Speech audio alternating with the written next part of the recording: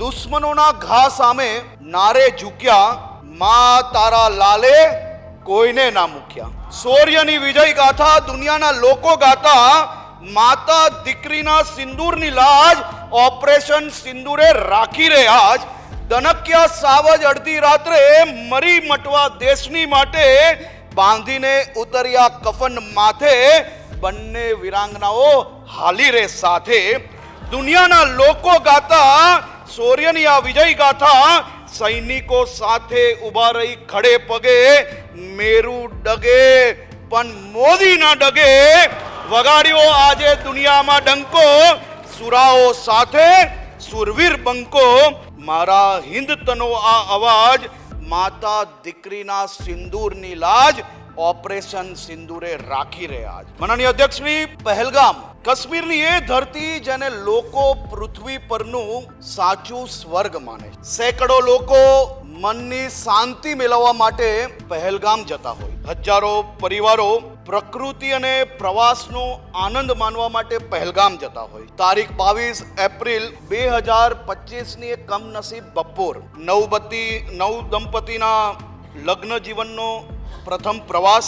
શાંત વાતાવરણમાં કોઈને અંદાજો પણ ન હતો કે પહેલગામની આ શાંતિ હમણાં લોહી જાન ચીસોથી ખડખડાવાની છે. માનવતાના આ દુશ્મનોએ આતંક મચાવી. મારા દેશના અનેક નાગરિકોને ધર્મ પૂછીને તેમનો જીવ લીધો. કોઈ બાળક માના ખોલામાં હતું, કોઈ પિતાને સંતાનની સામે માનનીય અધ્યક્ષ શ્રી ગોળી મારી લેવામાં આવે છે. કોઈ નવોઢાની સેન્થીનું સિંદૂર ભૂસી નાખ્યું અને 26 નિર્દોષ લોકોએ પોતાનું જીવ ગુમાવવું પડ્યું. એવી આ ઘટના જેને આ દેશ ભૂલ્યો નથી અને ક્યારેય ભૂલવાનો નથી. માનનીય અધ્યક્ષ શ્રી, શાસક અને શાસન શું બદલાવ લાવી શકે? એક તરફ હું આ ગૃહનું માનનીય અધ્યક્ષ શ્રી ધ્યાન દોરવા માંગુ છું કે એક શાસન હતું 2004 થી 2014 જે દુનિયાભરમાં કાશ્મીર માંગતું. 2014 થી 2024માં શાસન અને શાસક બદલાવાથી શું ફરક પડી શકે? જે પાકિસ્તાન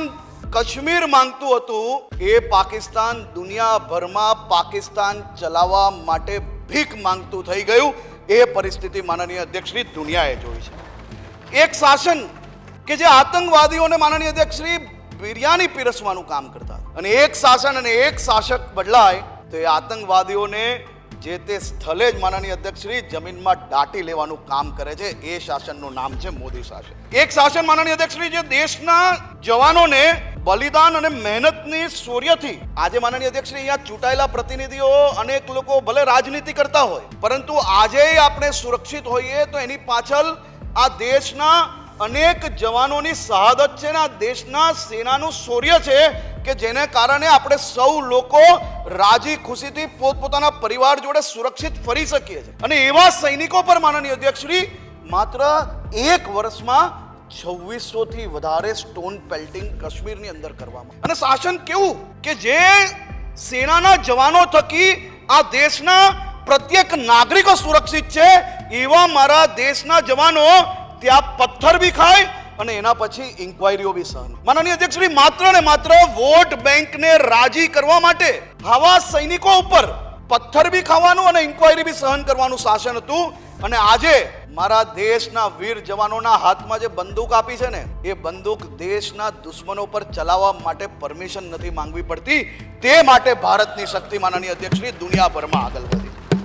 એક શાસન એવું હતું માનનીય અધ્યક્ષ શ્રી, જેમ મારા સાથી મંત્રીશ્રીએ કહ્યું છે, હું બધા જ પાછા એ આંકડાઓ નથી કહેવા માંગતો. એક શાસન આપણે જોયું છે માનનીય અધ્યક્ષ, દેશમાં દેશનું આર્થિક પાટનગર મુંબઈનો તાજનો હુમલો હોય, ટ્રેનોમાં બોમ્બ કાંડો હોય, કે પછી બેંગ્લોર હોય, કે પછી રામલલ્લાના મંદિર હોય.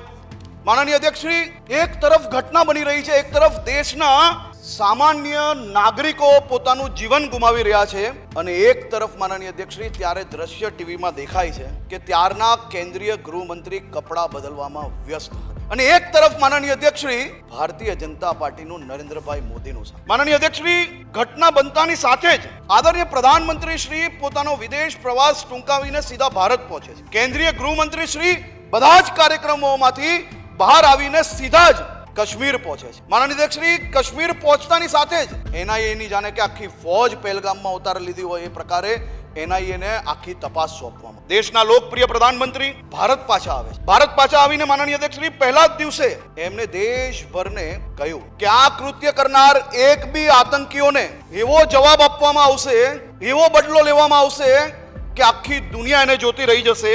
માનનીય અધ્યક્ષશ્રી, એટલે જ કહેવાય છે કે જે ભારત માને નમે છે તે તમામને મોદી ગમે છે, અને જેની માનસિકતામાં વિદેશી ચીપ છે એને જ મોદી માનનીય અધ્યક્ષશ્રી એનાથી તકલીફ છે. માનનીય અધ્યક્ષશ્રી, ઓપરેશન સિંદૂરથી પાકિસ્તાનના 100 કિલોમીટર અંદર ઘૂસીને આ આતંકી આકાઓના એક અડ્ડાઓને સાફ કરવામાં આવ્યા, અને જેને આતંકી આકા ગણાય છે એવા લોકો જ્યારે જનાજામાં નીકળ્યા માનનીય અધ્યક્ષશ્રી, તો એ બે પગે સારી રીતે ચાલી ના શકે, એટલે બાલ બચ્યા માનનીય અધ્યક્ષશ્રી.